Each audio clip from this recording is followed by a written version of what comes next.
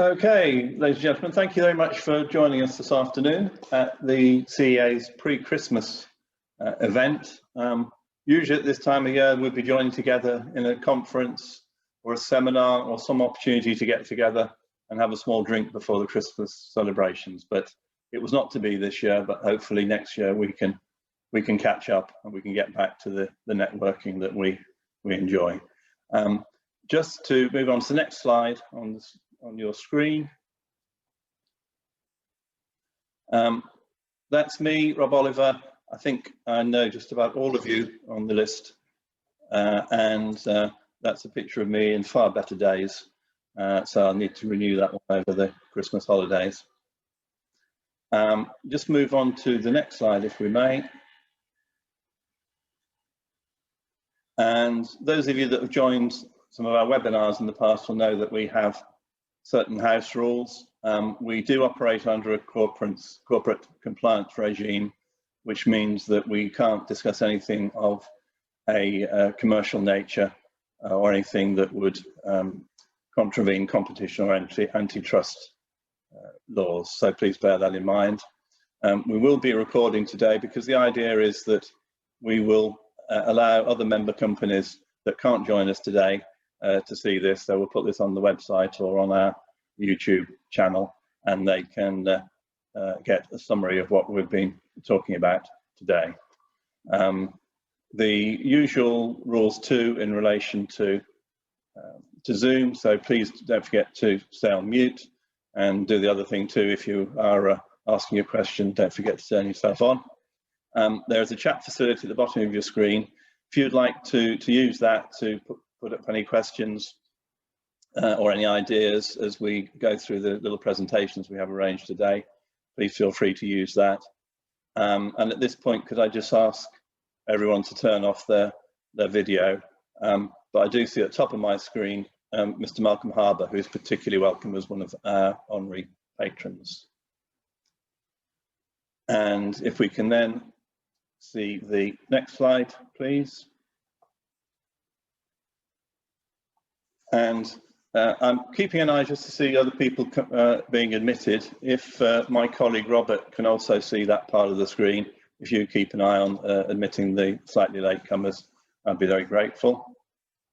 I thought I should really kick off to say something that we maybe don't say enough of, which is thank you. Thank you to the many people that contribute to the life of the CEA, particularly in this year when we've had some rather unusual challenges.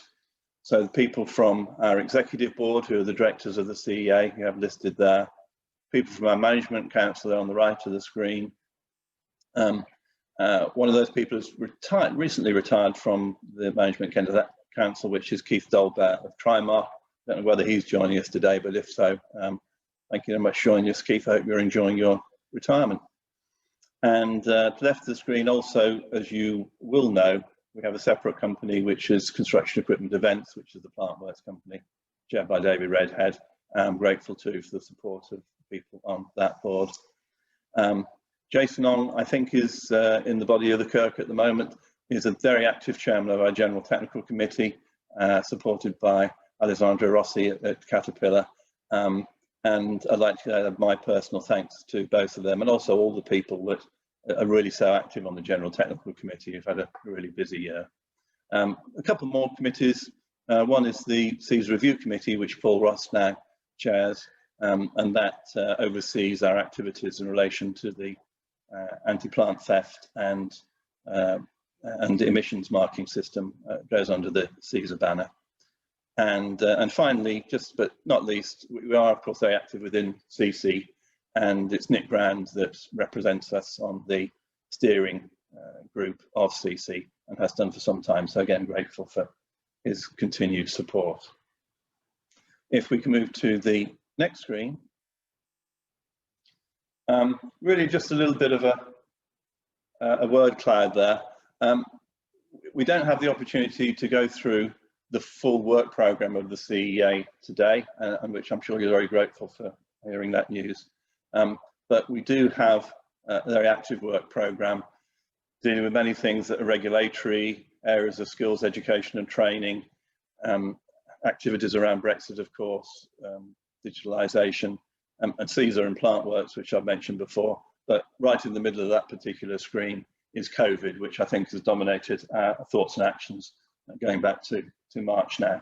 So I have no doubt that that will get mentioned once or twice in the next 50 minutes or so. Now, what we're going to do today, I'm going to kick off with a couple of thoughts and some activities that we're engaged in. And then we have some inserts of videos that we've pre-recorded from the leadership of the CEA and also some of the backroom team to talk about some of the activities they're undertaking.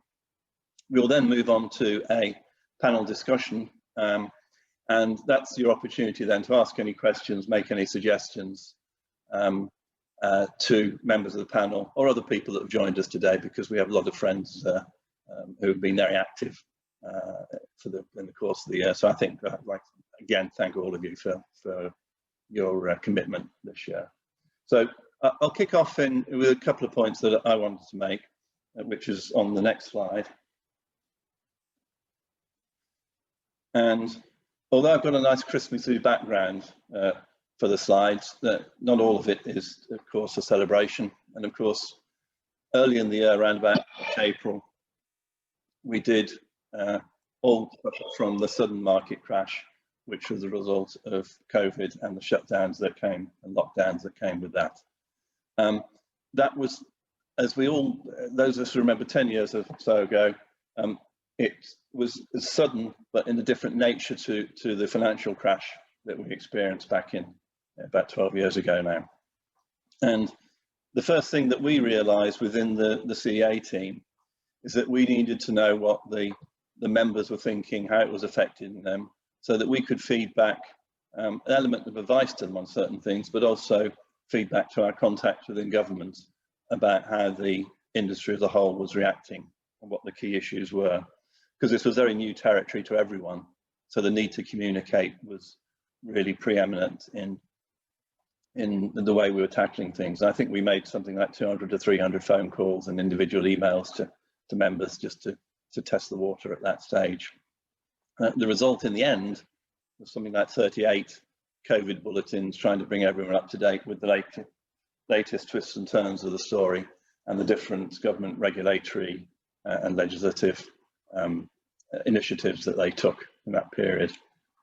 We also needed to work out how we communicated with members, because in the normal course of events, we would be having our regular meetings, various committees, various seminars, conferences, at least 1 or 2 conferences a year. And that avenue of communication was closed off to us. And that, as with many other associations of our sort, the route that we chose was really to launch a program of webinars, which we call the Power Hour.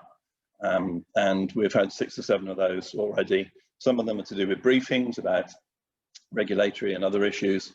And more latterly, we're also included some elements of new technology information. And I think next year we'll probably build on that, because I think that's a useful way of communicating, because at some of those sessions we've had over 100 people participate, and we find that people can perhaps spare an hour and a half, whereas they might be able to not spare a day, even in the best of times, out of the office.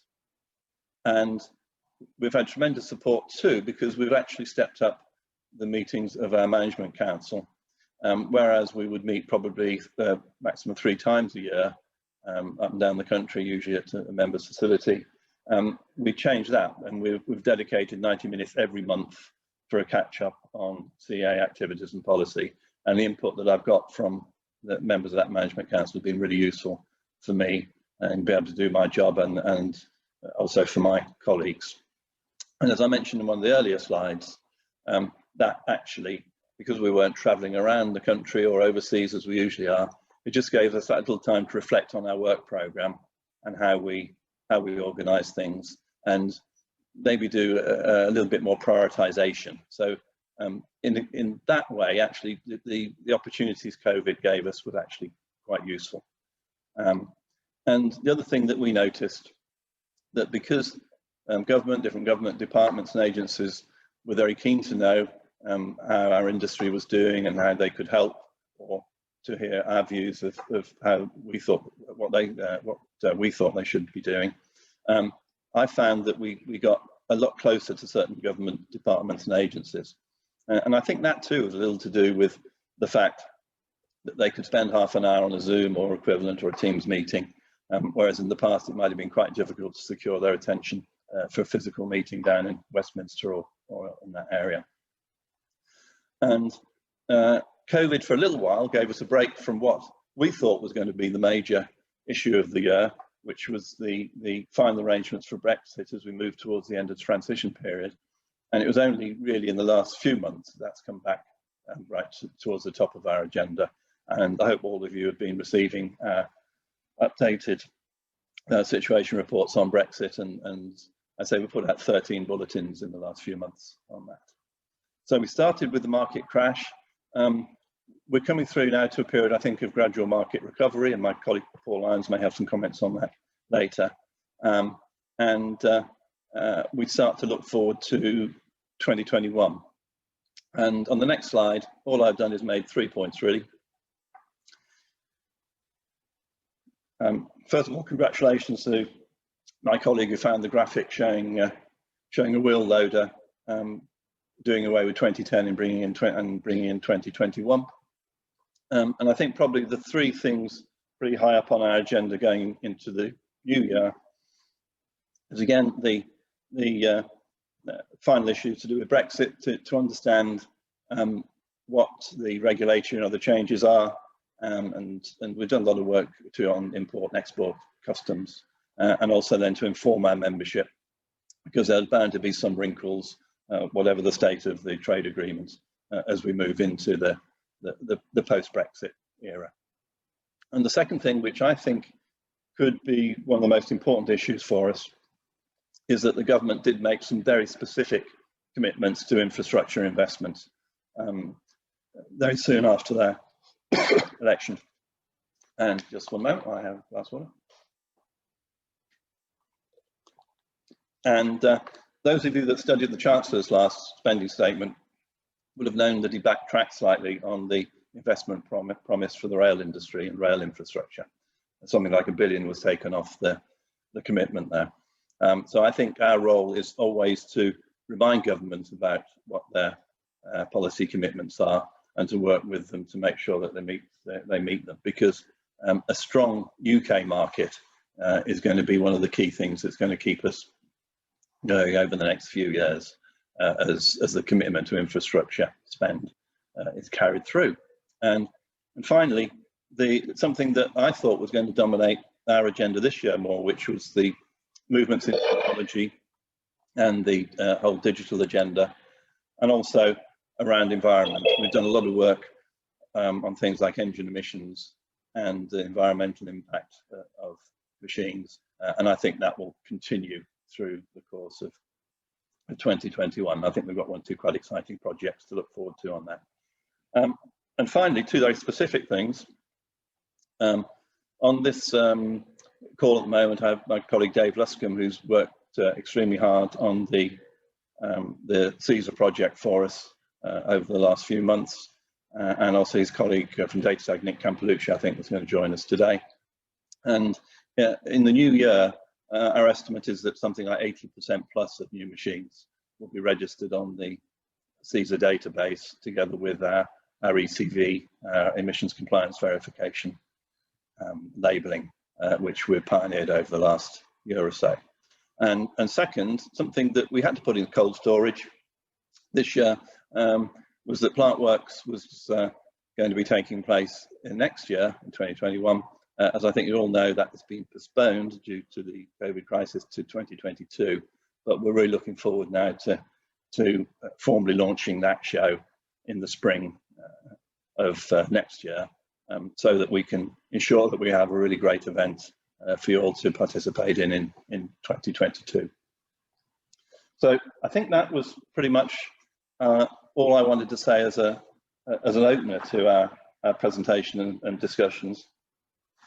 And what I want to move on to now is some of the pre-recorded video bits. I'm keeping my fingers very firmly crossed in hope that these go off without a hitch. If not, our backup position is that the people that recorded these particular video inserts are actually on this call. So we'll ask them to replicate that. So Robert, my man in the background, is now going to move on to those. And the first contribution we're going to get is from Paul Ross, who chairs the executive board of the CEA.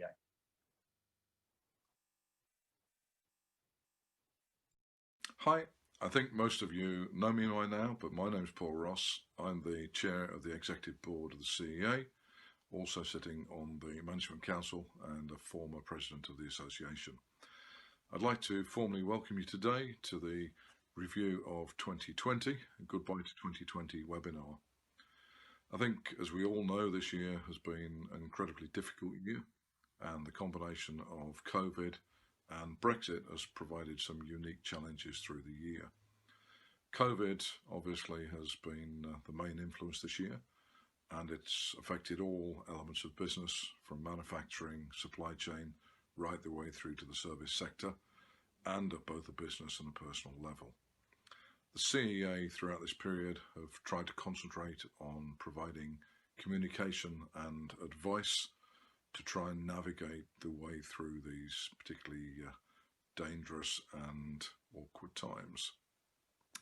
Throughout the year, the CEA services have been maintained, and there's been some very good work on the CESA theft scheme, along with ECV, which is the emission scheme, alongside the traditional and regular work of the technical committee and the various other elements of the CEA. We have concentrated on trying to provide a level of service that members will value and that the membership actually needs in order to enhance its offering to the marketplace. In addition to that, we've tried to make sure that the housekeeping of the association is in good order and the fiduciary duties of all the board members are honoured in having a very proactive and efficient organisation. So once again, take the opportunity of the various presentations that you'll find on the webinar.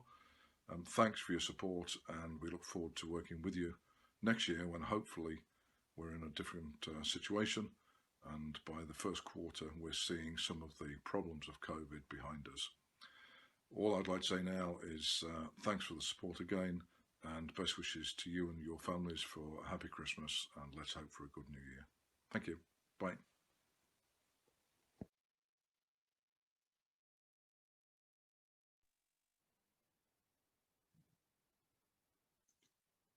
And our second insert video is from Sam Mottram, the chair of the CEA's Management Council.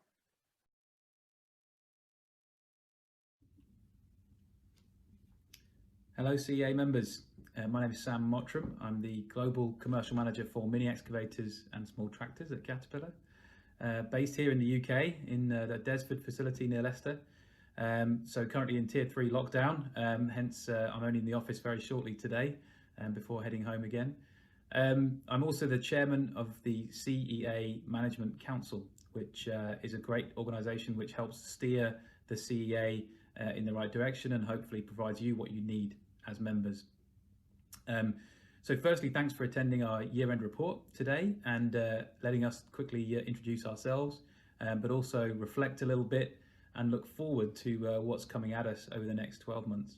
As I reflect on 2020, I really think about three things. I think about people, those new strains and stresses that we put onto our people and our teams, and particularly maintaining that health and wellness that we'd like our teams and people to have as we progress through this crisis.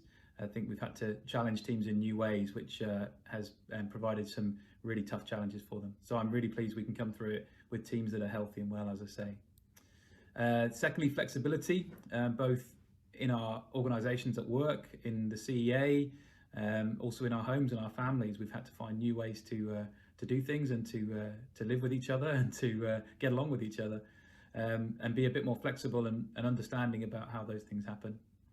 And thirdly, technology. We've all had to do things in new ways and gather and really grow in terms of our use of technology. The CEA Management Council, for example, has met monthly this year using online tools, which was something new for us previously. We would have all gone to one meeting room somewhere and sat down and chatted. So that's given us new challenges as well. So really some great new challenges to undertake in 2020.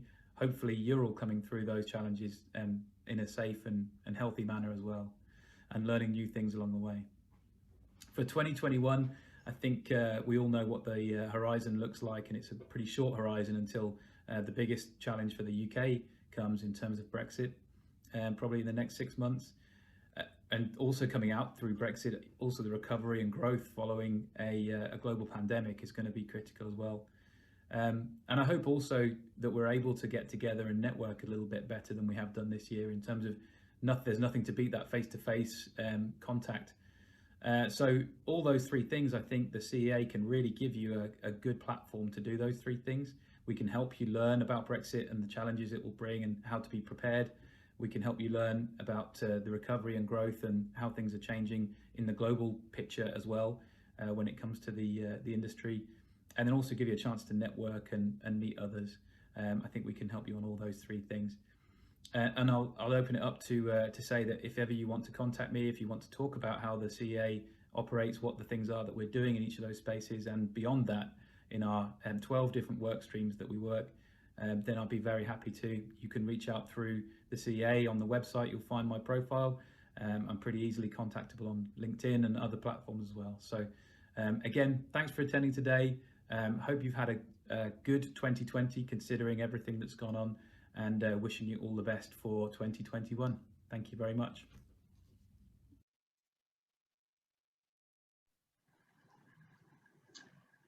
And thank you, Sam. And the next contribution comes from one of our staffers. That's Dale Campsall, who's going to introduce himself and just give us a few pointers on the work he's undertaking at the moment.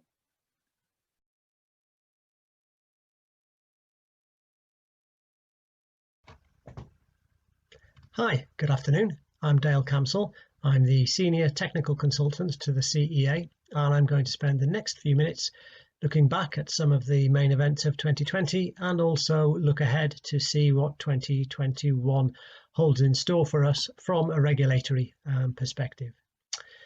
One of the main achievements of 2020 was through CEA lobbied for an extension to the transition engine deadlines that were imposed by the Stage 5 regulation. These deadlines occurred in June and in December of 2020, but through CEA successfully achieved a 12-month extension to those deadlines. This required some highly intensive lobbying back in spring and early summer in order to get the European Commission firstly, and then the other regulatory institutions to back the change. It was a very difficult struggle, but we achieved it to the benefit of a good many CEA members. So probably for me that was one of the highlights, albeit against a background of the COVID situation, not great, but there was some good came out of that lobbying activity. Looking forward to 2021. Okay, I mean the biggest matter on the radar is of course Brexit, but please don't think that that's the only game in town in 2021.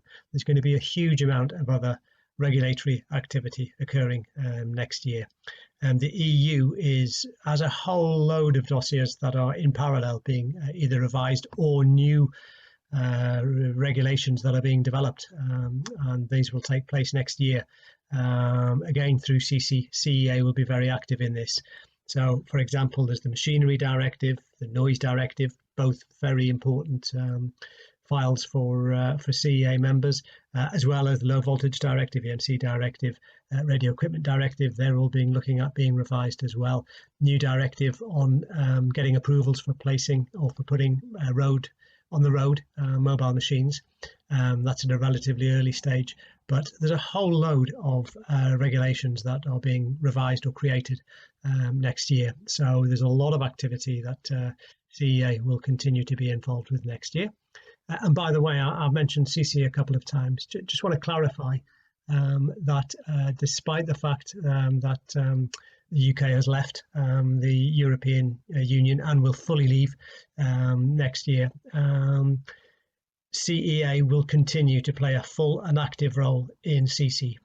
It is not a requirement of CC that associations have to be based in the EU or be a member of the EU.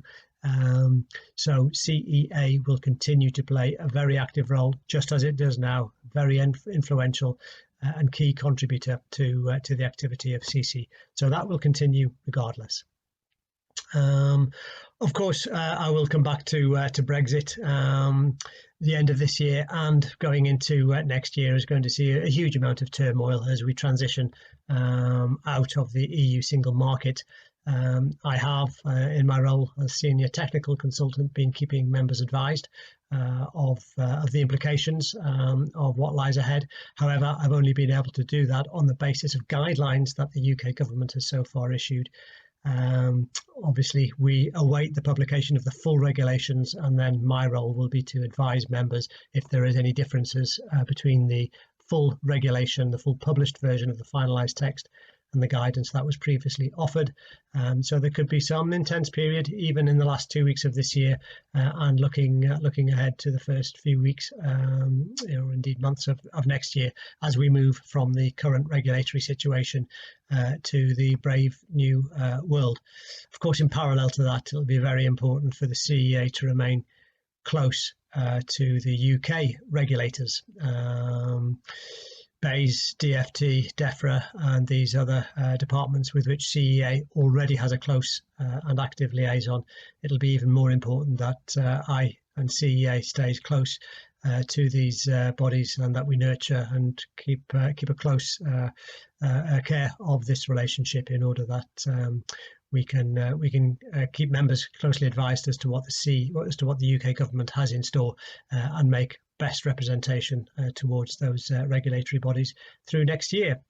That will certainly be one of the most important topics for us next year, and we will, I'm sure, be having questions and answers on Brexit a little later. So with that, I will end the video and pass it back to you.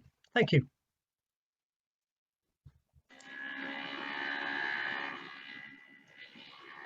Just as a sidelight on what Dale was talking about, government guidelines, he's the only guy I know who's actually corrected one of the government guidelines this week and put them right in relation to one of the interpretations of trade in Northern Ireland. So he really is on top of that subject. The next recorded speaker is from Joanna, who's going to talk a little bit about the international perspective of the CEA.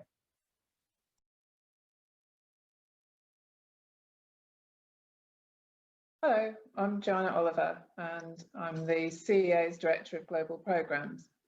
I've met a lot of you around the world at shows like Bauma and Conexpo and further afield in China, South Africa, South America. Sadly, that's all at a standstill. I haven't travelled anywhere since I just made it back from Conexpo as lockdown 1 started. And although there are no exhibitions or trade missions at the moment and everybody's grounded, the CEA is still working hard for our members, and I've been renewing my contacts at British embassies and high commissions around the world. They are trying hard to find new ways of promoting British trade, and I'm working with the embassies in Finland and in Peru on virtual showcases for our sector. There'll be more of that in the new year, and I hope that you will join in where you can. The embassies are also providing business opportunities where they find that there are sector opportunities, and you can register for those on the government website. Part of my role now has been to take on the CEA's public affairs brief, and I've been representing our sector on a number of government committees, both with BEIS, the business department, and also the Department for International Trade. Part of that has been on COVID preparations and disseminating the information to members. I think we've produced over 40 COVID bulletins so far, and I know these have been well received by members. One of the least enjoyable parts of my job is trying to understand the implications of Brexit and what happens after the transition period in January. It's very much a movable feast, and just when I think I've got to grips with all the rules, something changes. But again, we're producing regular Brexit bulletins to try and keep members up to date. I have sat on a number of different committees to do with the free trade agreement negotiations with the European Union, and have tried very hard to make sure that construction equipment is well represented and also is taken as a separate industry from just pure automotive. So that's really what I do. I hope next year I will get back to some more international travel and to be able to organise the big CEA events that I know everybody enjoys, not only for the great speakers, but also the fantastic networking opportunities. So happy Christmas, stay healthy, stay safe, and I hope to see you in 2021.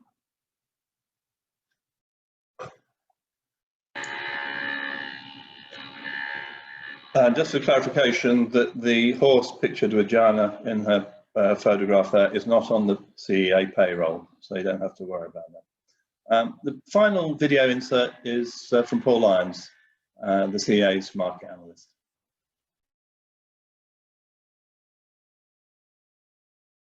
Hello, this is Paul Lyons from the CEA.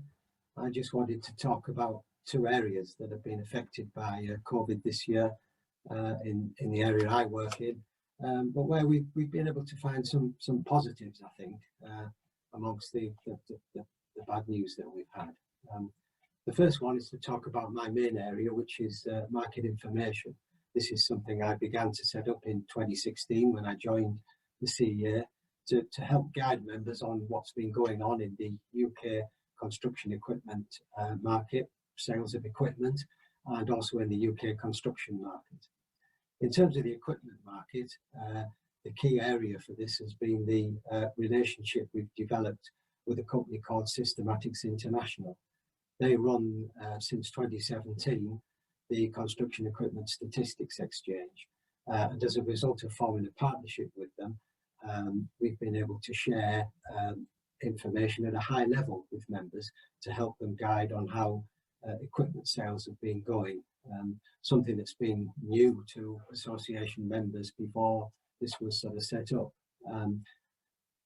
COVID hit earlier this year and the market crashed, and it was great to be able to go to Systematics, talk to them about how we sort of track the market, and they agreed then that we could track market on a monthly basis in future to see how, you know, when did the market bottom, has it been improving, where's it got to now, sort of thing.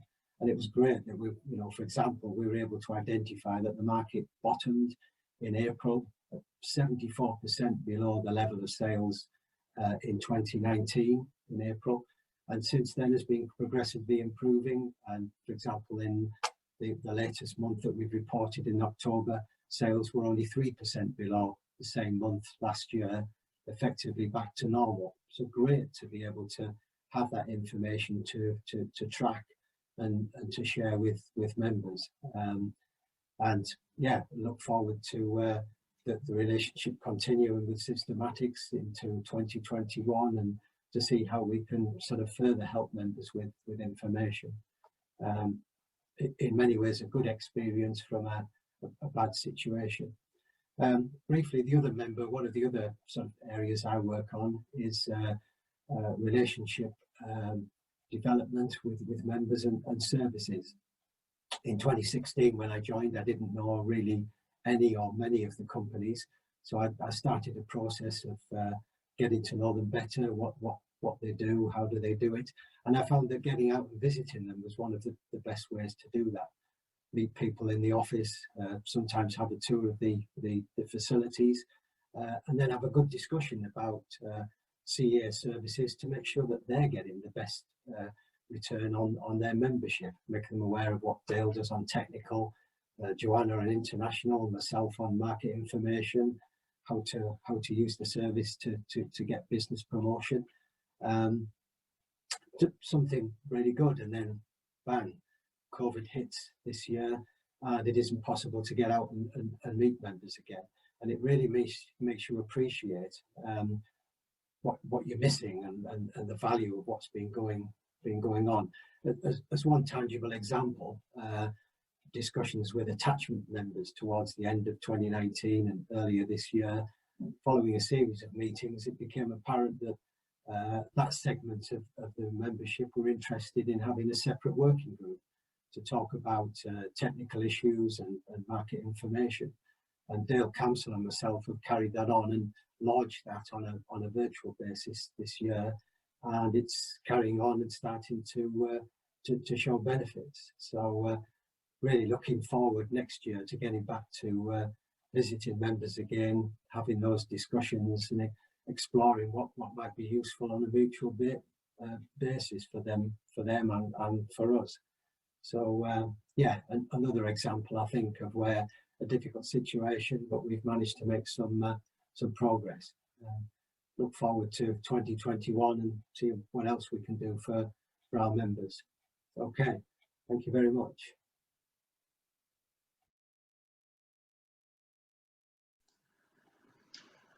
So, hope you like that little tour of various spare bedrooms and kitchens in those pre-prepared videos. We did that because we wanted to roll that out to a lot of the other members that don't always join us on the webinars as well. So as we didn't have the opportunity to do the sort of networking, as Paul was saying, in this year. What we're going to do now is to just set up a little panel, and this is where you get a chance to shine. We did ask you to use the chat facility for any questions, but actually we'll leave this completely open so you can dive in at any point.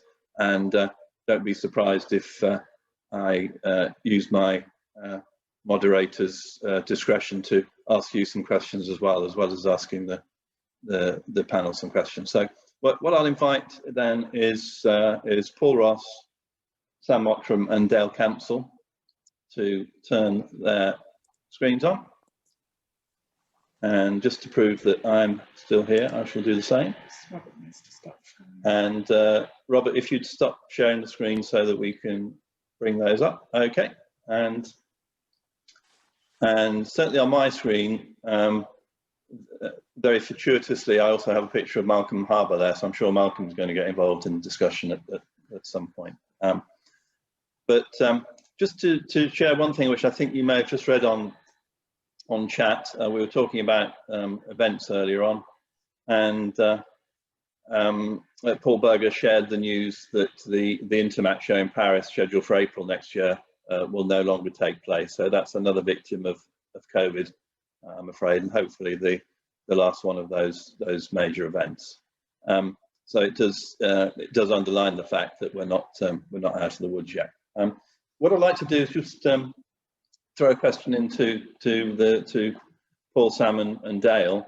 We started in your contributions and other contributions looking forward to what might be happening in 2021. If there was one single thing that you would like the CEA to achieve on behalf of its members in 2021, what would that be? Let's throw that to Paul first of all, because he's top left on my screen. Thanks, Rob. I appreciate that. Well, obviously, you know, the key area here is COVID and Brexit, but I think the one single thing that members will value is clarity. So, I mean, all the good stuff that we do is impacted by that, but the one word, I think, clarity, defines it all. And that's so applicable for manufacturing with supply chains, logistics, distribution. And there's so many aspects of that to be tied up. So I think it's getting out of COVID, clarity beyond Brexit, and actually getting back to a normal playing field that people can actually work to, understand, and building on successes. Okay, thanks, Paul. So it's a call for clarity. Sam, what's your view? I think in my little video there. And good afternoon, everyone. Before I start, I think my main wish, if you like, and it is kind of a wish at the moment with what we're going through, is for us to be able to get back to some networking events. I know, and some ability to meet. I think that's the single most important aspect of the CEA to a lot of our members, is that we're able to connect everyone up, and we can continue to do that online and virtually, of course. But gosh, it'd be great to be able to sit together and have a chat and make that a regular thing, rather than not really knowing when we'll do it again. So I think that's one thing, and I think that builds into a 2022 wish, which is I know the CEA will be preparing for, which is a fantastic plant works, and the ability for everyone to come to that and again use that as a real return to normal event in 2022. Yeah, thanks for that, Sam. I think it's true. That's the feedback I get from members about missing the networking opportunities, and there's a bit of a Zoom backlash going on at the moment, I think. And certainly there's a lot of discussion within the events and conference industry about how one can come up with hybrid style events so that you can get the best of remote participation together with the best of physical participation. So this can be quite an exciting time in that sense. Dale, what about you? Yeah, I'd like to build on Paul's theme of continuity, of clarity, and that is to provide members with continuity of understanding and compliance as we head into the new regulatory regime post-Brexit.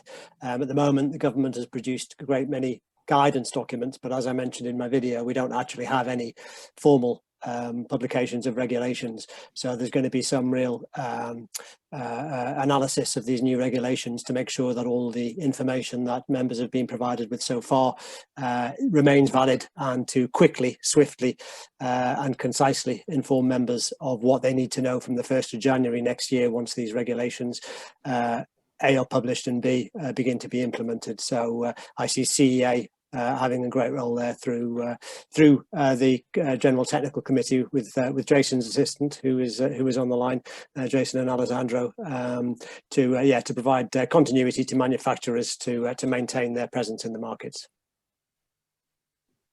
Okay, thanks, Dale. It's good. I mean, you mentioned Brexit there, and I think I'd probably, why don't we spend just a couple of minutes on that, because traditionally when Malcolm Harbour joins us, we always ask him how his friends are getting on in negotiating the FTA, and it would be remiss of me not to find out what's happening on the front line there, Malcolm.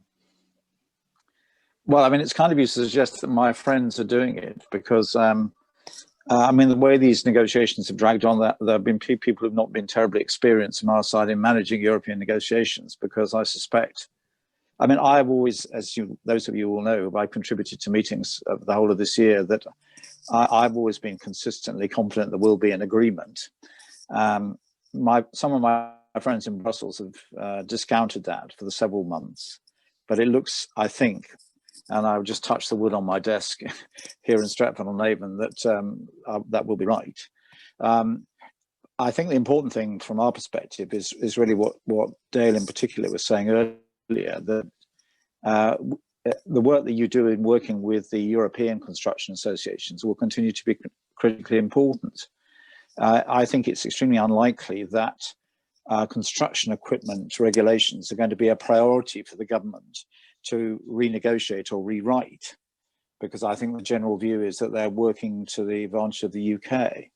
I have to say that, having been involved in the last two generations of legislation that affect the sector, then obviously we've had a voice around the table, but we'll have to have a surrogate voice through the European associations, and I think it's important to remember that.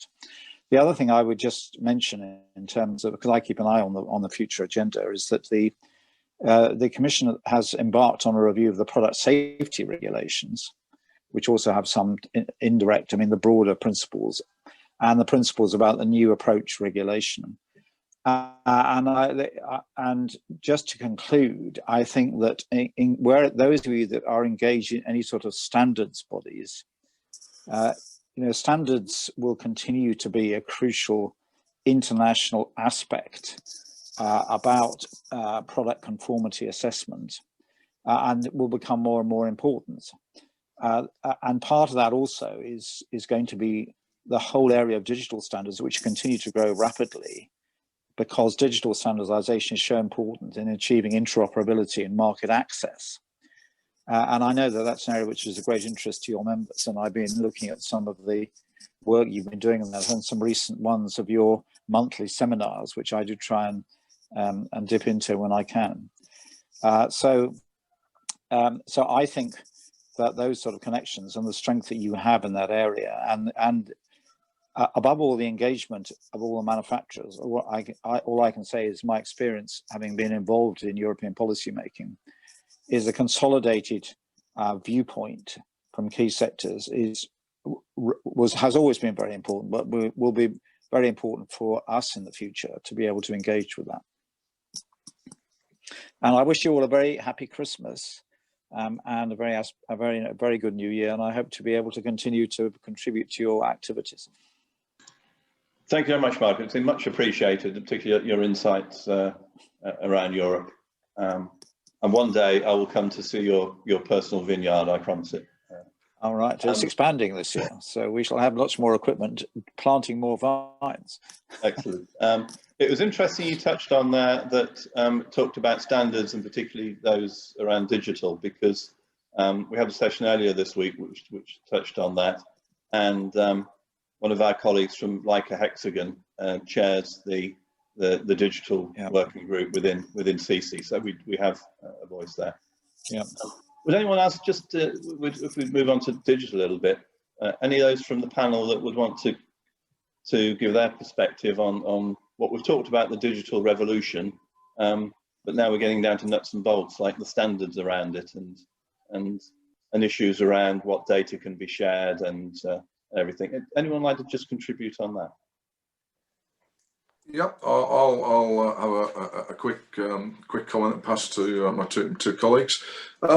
I think, I mean, obviously COVID and the situation we find ourselves in is a great shame, and it's a real negative force in what otherwise would be quite an exciting time. And at the moment, I mean, I see the next 2-3 years moving forward, both digital and environmental are the two key drivers. And we've already seen the adoption of digital within equipment and within individual pieces of worksite. But what we're seeing now is the full integration of that. So we're going to see a lot more activity, both in terms of performance enhancement, fault prognostics, production increases at a job site level. And to me, you know, that is really exciting. You combine that and you combine it with the alternate fuels, the emissions agenda. It's really exciting times moving forward. And it's a great shame that COVID has come, and we find ourselves in the position with COVID and with Brexit, that actually it's sort of taken the excitement out of that process. So yes, it's everywhere. The connectivity is there, irrespective of what job site, right down to individual personnel, performance management. I think we're going to see greater comparison between output and capabilities too, as a result of that, and exciting times. Sam, one of the mantras of this government, actually the incoming American government, is Build Back Better, and talk about more adoption of the latest technology, be it digital or other. Do you think this year has held things back, or do you think it's provided a bit of an opportunity for more ready adoption of some of the techniques and innovation that's been produced by OEMs but not necessarily adopted widely? Yeah, I think it's, as I agree with Paul, it's an absolutely fascinating time for us to be part of this industry for those reasons, those mega trends that are going on. We have amazing examples from other industries that are showing us how those techniques can be adopted and how those tools can really help and provide value. And I think that's the absolute key. But I do also kind of agree with you there, Rob, that actually the COVID crisis has provided an opportunity for people to think about their business in a different way. How do you cope with being more remote from your equipment? How do you deal with the ability to service your equipment when you can't go to the site as often? So I think it sort of plays into our hands that there has had to be an acceleration in people's thought about technology, and particularly in that world. You know, I know from our experiences this year as well, that it has also provided us with perhaps more time to think about those strategies going forward. I think it's very easy to get caught in the whirlwind of day-to-days, particularly when everybody, as Joanna said, is jumping on and off aeroplanes and traveling. But actually it has allowed everyone to take a step, and perhaps as an OEM we've certainly had a better year of planning ahead. So so I think from that point of view it might actually accelerate in terms of the some of the adoption, but also the OEMs hunger to get after it and to drive those strategies home. Yeah. Okay, that's interesting. Just ask the audience if anyone would like to contribute on that. Do you think the suffering we've had this year is actually going to produce more opportunities for better adoption of new techniques? I see some fairly senior people there on the board that might want to contribute. I'm going to ask Mr. Dave Roberts if he has a view. Hi, thanks. Sorry to embarrass you there, David. Thank you very much, Rob. Thrown in the deep end. To be honest, I guess a bit of a cop out, but I tend to agree. For us as a business, the new way of communicating, interacting with our colleagues, suppliers, and not least our customers, is a change. Is a permanent change in many ways. You know, clearly we want to get back to more face-to-face and interaction, but I think it will be a blended approach to you know, a lot more virtual interaction with our customers from that point of view. In terms of the construction industry, yeah, again the points have already been made that this snowball is already rolling and will only gather pace. For us, particularly as a business, actually, I think as Sam was indicating, actually, it's been an opportunity to get off the merry-go-round a little bit and look at our digital strategies or our technology strategies, and we've made some really good progress through the COVID crisis in terms of establishing what we are calling our Hitachi Connected Technology division, looking at the likes of guidance, safety systems, and telematics. So yeah, it's been a positive. Out of adversity comes opportunity, I guess, is the adage.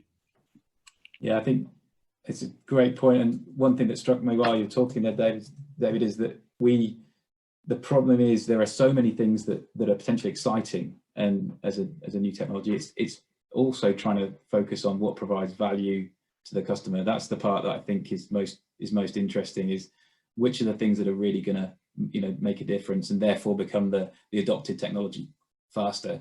So it's almost picking your battles. I think right now is probably part of the challenge when it comes to new technologies and digitization particularly.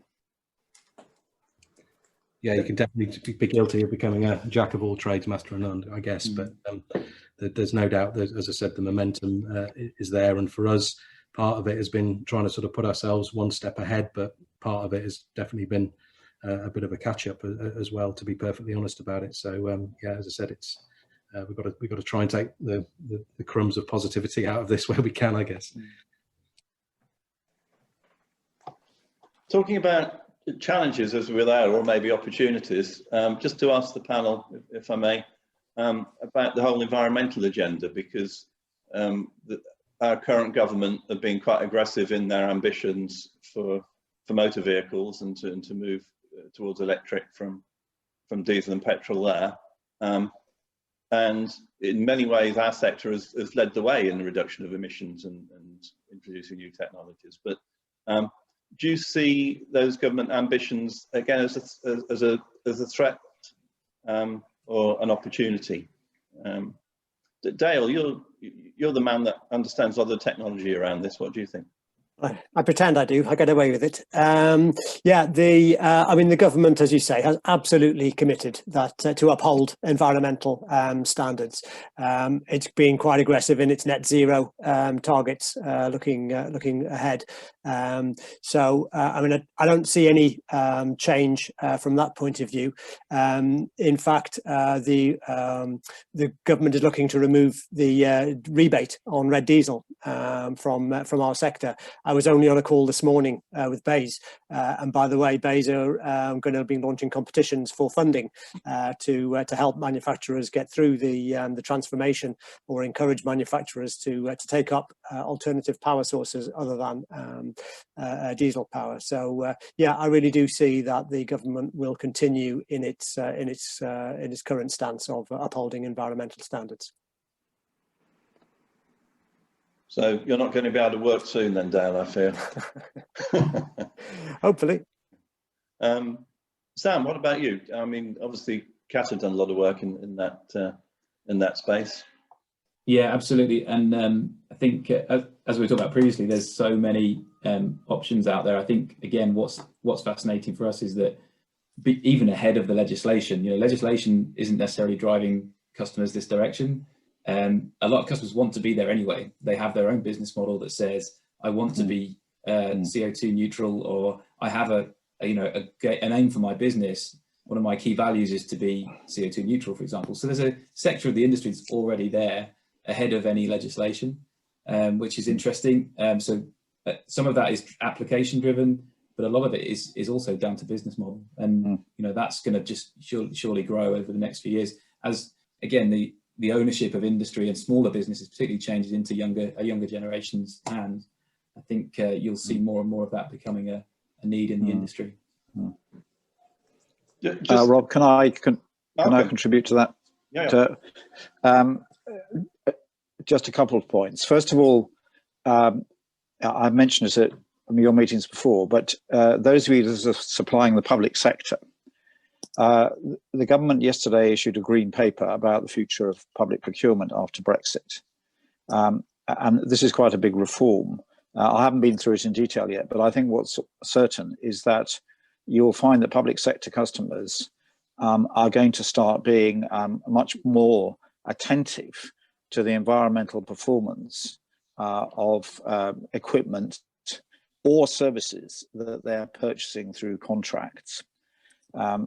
Issues about having standards to measure that will come into play very strongly. So I think that's something that's worth keeping an eye on.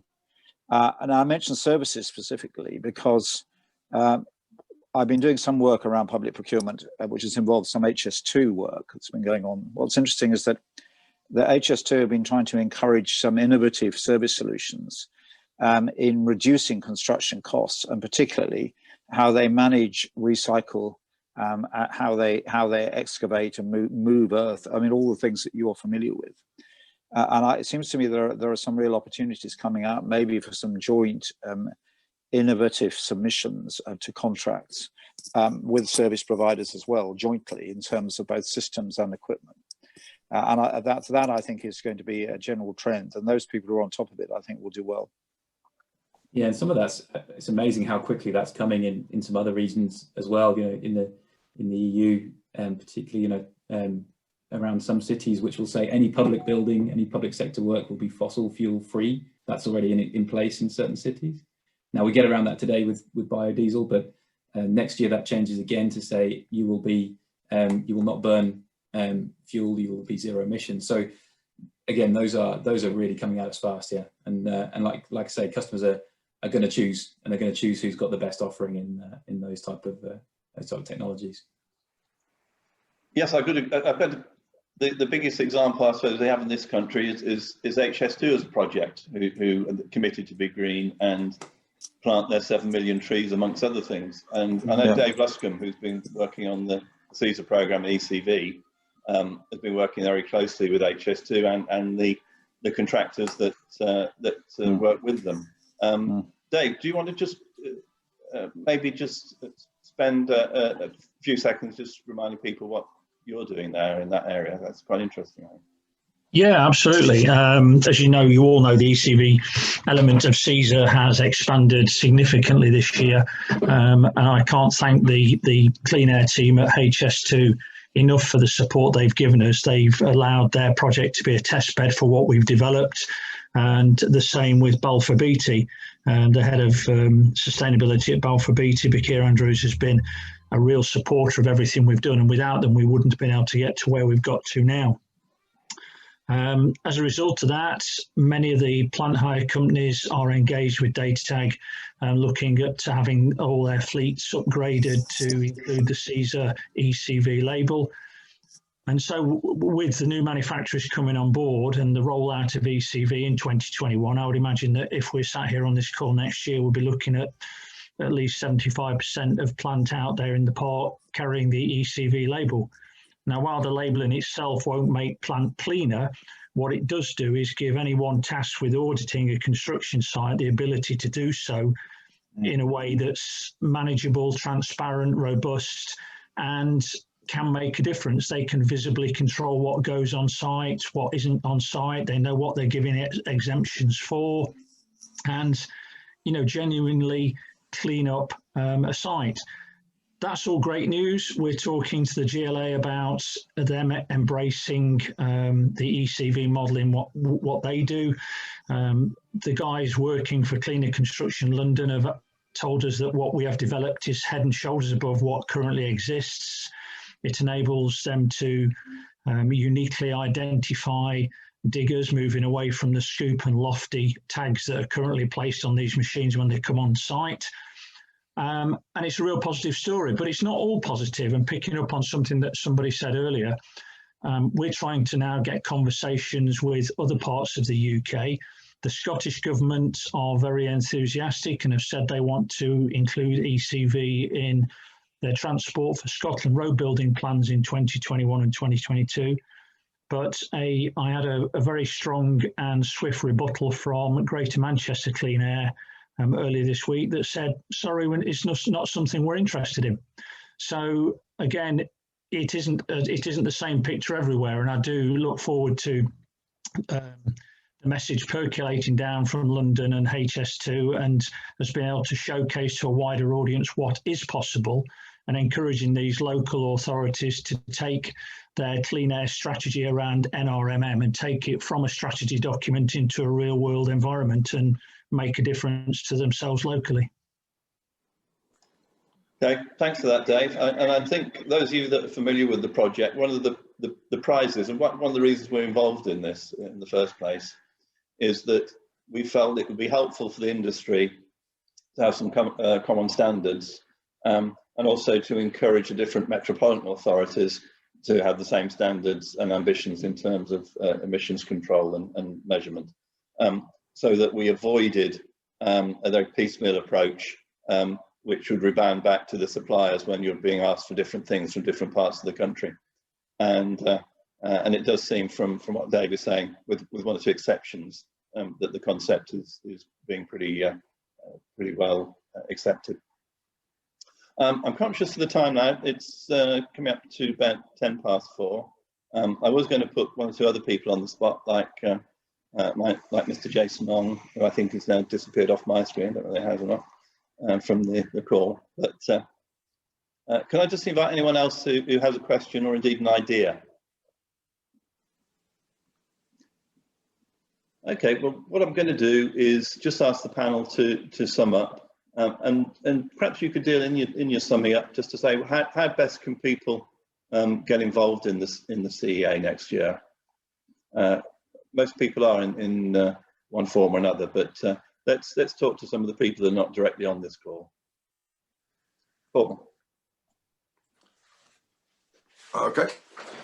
I think summing up, it's exciting times. It's been a difficult year, but I think we have found a way to get through the year and actually change some of the service that we're offering for the members. That's through necessity, obviously, different topics that we've covered. I agree wholeheartedly with Sam that the adoption of IT and remote working has been, a key driver. I don't think we'll ever see what we've seen over the last 2 decades in terms of the extent of business travel and the extent of office working. I think those days have gone. We're looking at a different environment at the moment.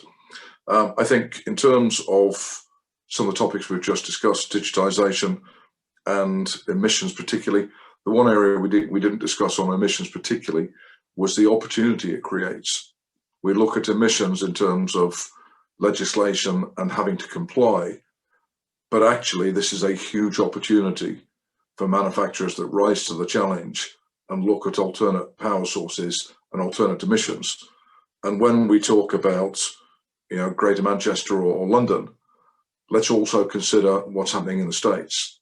The work that's going on in the States, and particularly around Los Angeles and California, is unbelievable in this space, both in terms of fuels, emissions, even introducing penalties per ton of CO2 over the next 5 years. And we're talking vast amounts, both in terms of penalties, but also in terms of incentives. So there's opportunities there.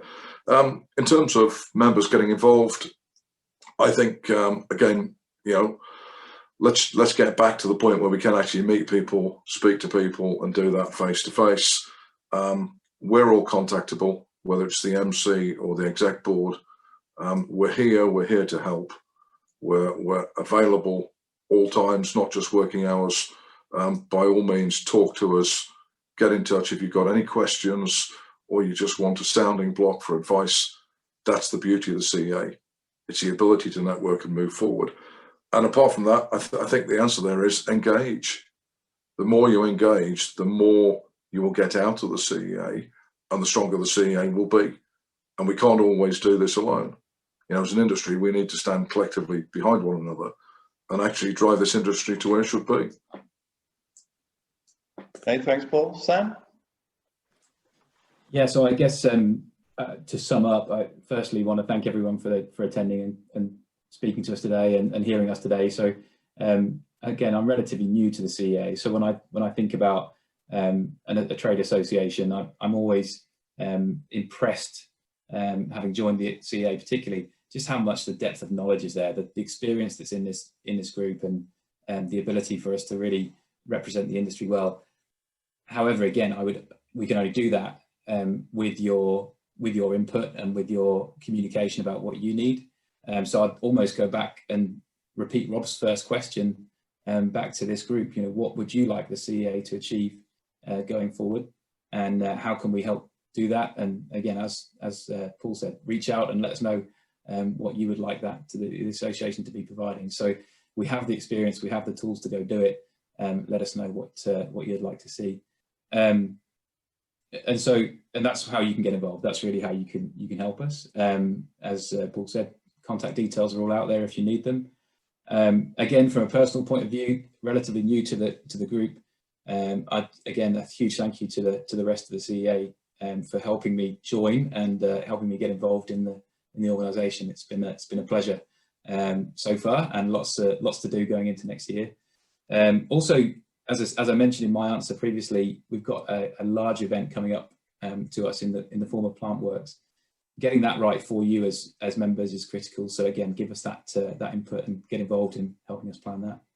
But otherwise, I'd just like to thank everyone and wish you all a very happy Christmas, hoping for a slightly less bumpy 2021, hopefully. And as I said, hopefully we can return some networking events and we can actually meet face to face rather than via the phone. Thanks, Sam. Dale, you're dangerously close to having the last word. What a privilege. Yeah, so just to sum up some of the things I mentioned earlier, I mean, every day we watch the news, and although Brexit now has a bit of a backseat, the FTA, the free trade agreement, will there be or won't there be, a speculation goes on. From a regulatory perspective, and I mean with my regulatory blinkers on, it actually is going to be a very little consequence whether there's an FTA or not. Clearly, it will have a huge effect on tariffs, etc., but not on regulatory compliance. The UK will implement all of its own regulations next year as far as our sector is concerned. The Northern Ireland Protocol will definitely come in on the 1st of January, regardless of whether or not there's an FTA. So it's of huge interest from some aspects, but from my own personal perspective, there's not a lot there. We shouldn't be focused, obviously, just purely on Europe. Paul just mentioned about possibly the new situation that's coming in, the new administration that's coming in the USA. It's rumoured that the head of the EPA is going to be the ex-head of CARB, the California Air Resources Board. That could bring all sorts of new implications from an environmental perspective. So we need to keep a close eye on that. in order to do all of that, and in order to keep members involved and informed, the GTC, the General Technical Committee, meets quarterly. It has a fairly large attendance already. We welcome all sorts of other members, especially SMEs and supply chain members of CEA. We already have set up a subgroup of specialising in attachments, but we really are there to serve members in terms of keeping them informed of this great many regulatory aspects that are going around all over the globe. So yeah, the General Technical Committee is there to serve your needs, and look forward to doing that next year. Right, thank you, Dale, and thank you also, Malcolm, for your contributions today and joining so many of the sessions we've had this year. All I need to do now is to ask the mysterious Robert behind the scenes to screen share again for the last couple of slides.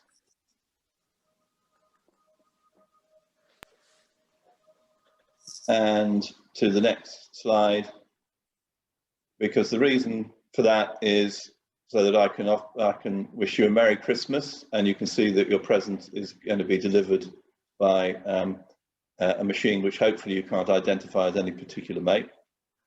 And secondly, on the next slide,